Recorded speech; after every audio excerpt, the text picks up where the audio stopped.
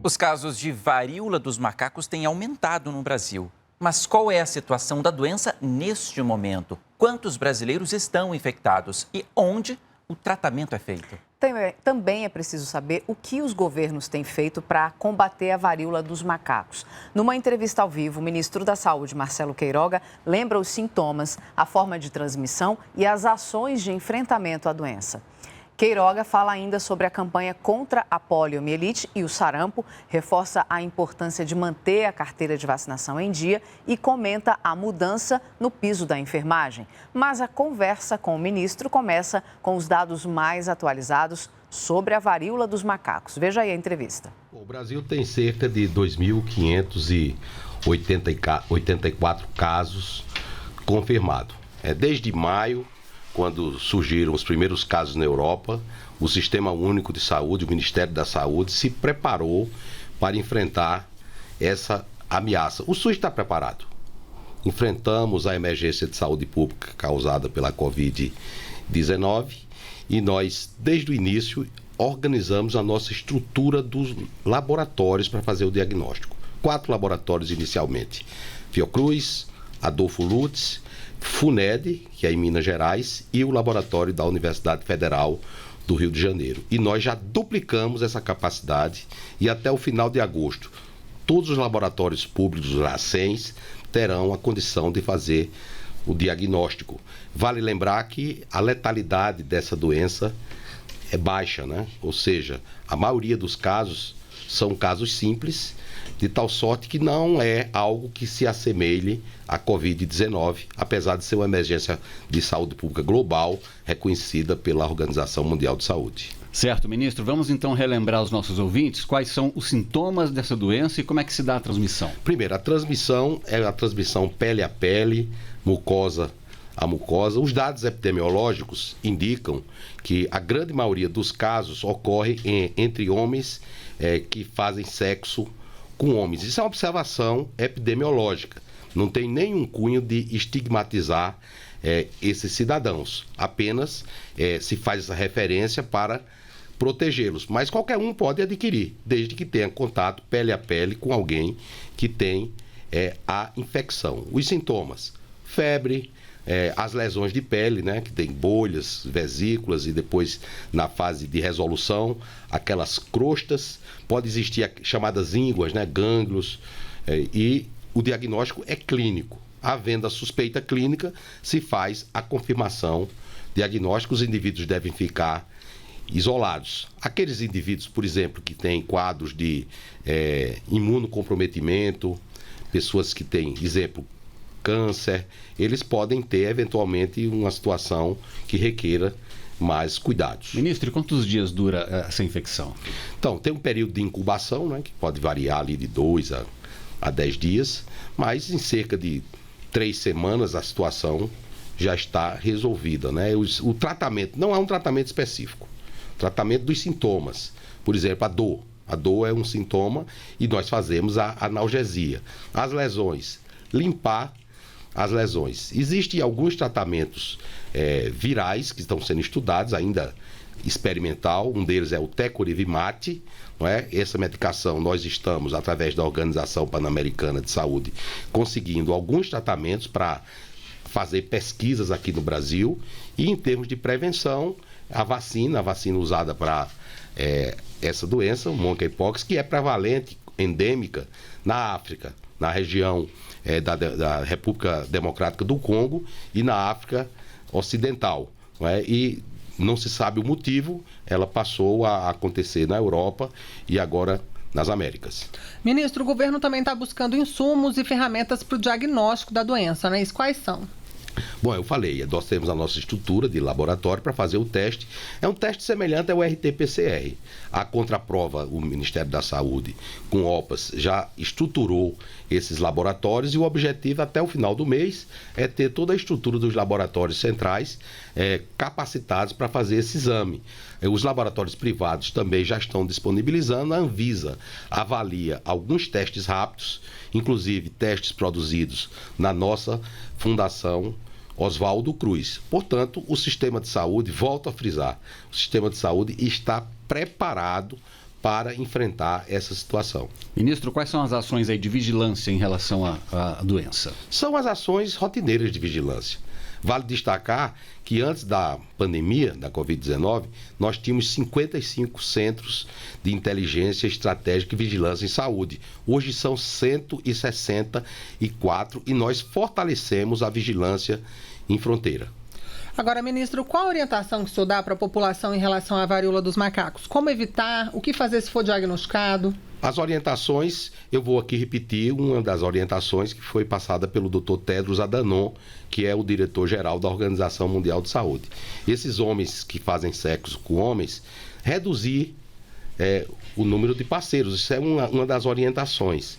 As outras orientações é ter cuidado com o quadro clínico, não é? Tendo a suspeita clínica, buscar os serviços de saúde, as unidades básicas de saúde, para que seja feito o diagnóstico e seja feito o isolamento. Aqueles que estão com a suspeita da doença, as outras pessoas, naturalmente, não podem compartilhar, por exemplo, lençol, toalha, para que nós consigamos evitar a disseminação dessa doença. O uso de preservativo não impede a transmissão? Não impede a transmissão. Ainda não há uma certeza absoluta que haja uma transmissão pelo sêmen, mas pelo contato.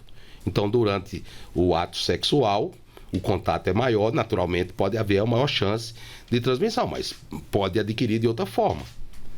Certo, ministro. Mudando um pouquinho de assunto agora, vamos falar de vacinação de crianças e adolescentes. Essa semana foi lançada a campanha nacional de poliomielite e multivacinação. Qual que é o objetivo, ministro? O objetivo é imunizar 15 milhões de crianças abaixo de 5 anos. A polio foi erradicada no Brasil em 1989 e o último caso diagnosticado foi na nossa Paraíba, em 1989. E nós não queremos, nem na Paraíba e nem nenhum dos 5.570 municípios, a poliomielite.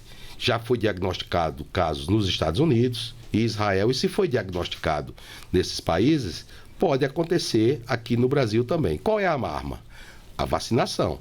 É por isso que nós fazemos um apelo aos pais, aos avós, que levem os seus filhos e netos para as salas de vacinação. O esquema vacinal, 60 dias, com mais 60 dias e com mais 60 dias, né, para que façamos a imunização primária. E depois dose de reforço, com 18 meses e com 4 anos. Essa de 18 meses e 4 anos é a vacina da gotinha, né, o vírus atenuado.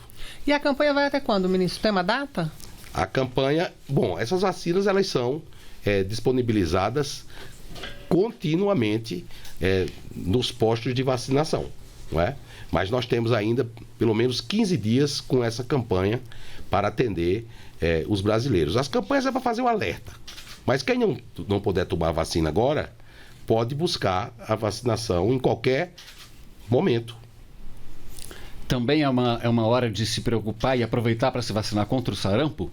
Claro, não só contra o sarampo, mas também as outras doenças evitáveis por vacinas. Essas vacinas estão disponíveis, né? Cerca de 28 vacinas são disponibilizadas no Programa Nacional de Imunização. A tríplice viral imuniza contra o sarampo, né? E outras doenças virais, como é o caso da rubéola, da cachumba. Então, buscar as salas de vacinação e procurar as vacinas. HPV também é uma vacina disponível. Isso previne, por exemplo, o câncer do colo do útero. E essas vacinas estão disponíveis para qualquer brasileiro nas salas de imunização. Temos dose suficiente. Precisamos recuperar as coberturas vacinais. E qual alerta que o senhor faz da importância de se manter a carteira de vacinação em dia? As nossas crianças só estarão devidamente protegidas com as vacinas regulares do Programa Nacional de Imunização, se tiver com o esquema vacinal atualizado. Não é defensável e é inaceitável que nós tenhamos essas doenças que já estão erradicadas há muito tempo, porque não vacinamos as nossas crianças. Portanto, meus amigos, pais e mães, avós, levem os seus filhos, as suas crianças, para as salas de imunização.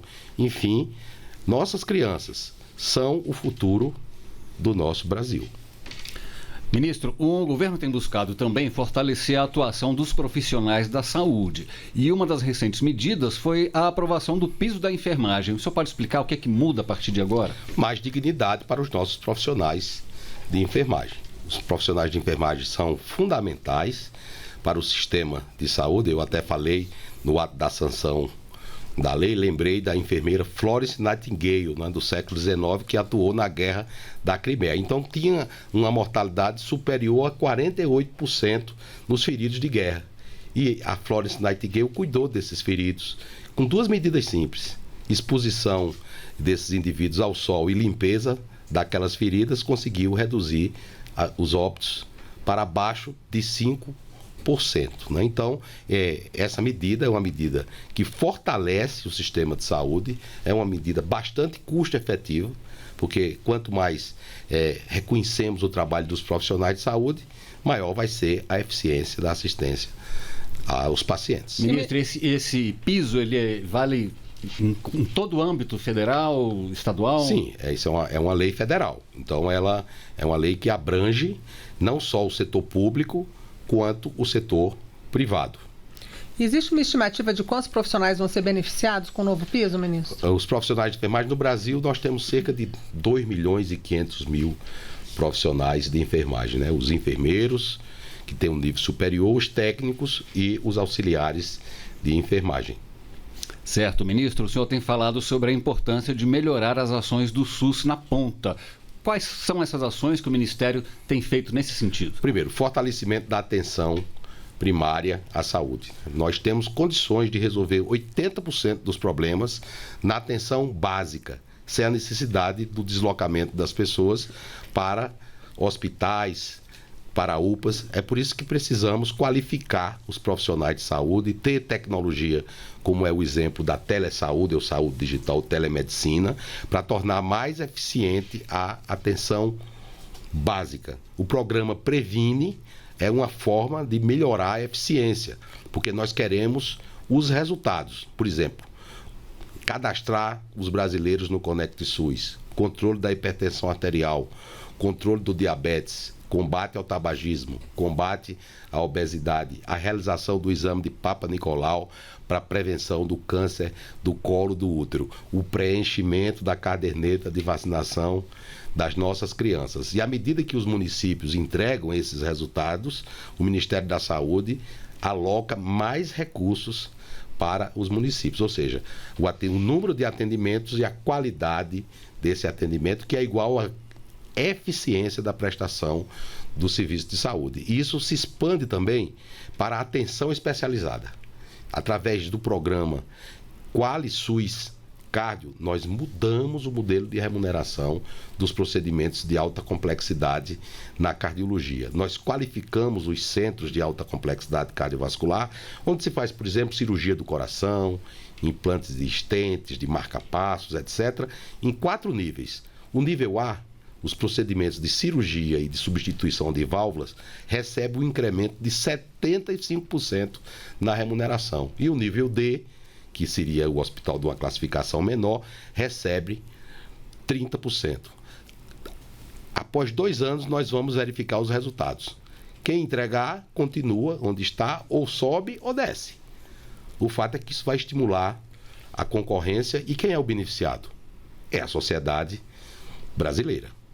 Ministro, sobre os investimentos na saúde, justamente para melhorar a atenção básica à saúde, né? Os investimentos têm aumentado, como é que está essa questão? Bom, o orçamento na saúde é limitado por um teto, não só da saúde, mas do governo como um todo. A saúde foi um dos que foi, de certa maneira, poupado. Há uma correção, que é a correção pelo IPCA. Mas, mesmo assim, nós temos trabalhado para aumentar a eficiência, porque se eu aumento a eficiência, não é, eu consigo ter melhores resultados e levar a saúde como um direito de todos e um dever do Estado. Costuma-se querer sempre mais recursos na saúde, eu como ministro também quero, mas antes de pedir mais recursos, eu quero que haja a aplicação correta de cada centavo do imposto que o brasileiro paga e que vem para o Ministério da Saúde. Lembrar que estados têm a obrigação de investir 12% do seu orçamento na saúde. E os municípios, 15%. Ocorre que há 33 bilhões de reais de recursos de média e alta complexidade com estados e esses recursos não são executados. Isso é o quê? Ineficiência do serviço de saúde. Então, enquanto não executarmos de maneira correta, não temos que pedir um esforço tributário maior à sociedade do Brasil. Você acompanhou aí ao vivo a entrevista do ministro da Saúde, Marcelo Queiroga. A íntegra dessa conversa fica no site da Rede Nacional de Rádio e o endereço está aí na sua tela.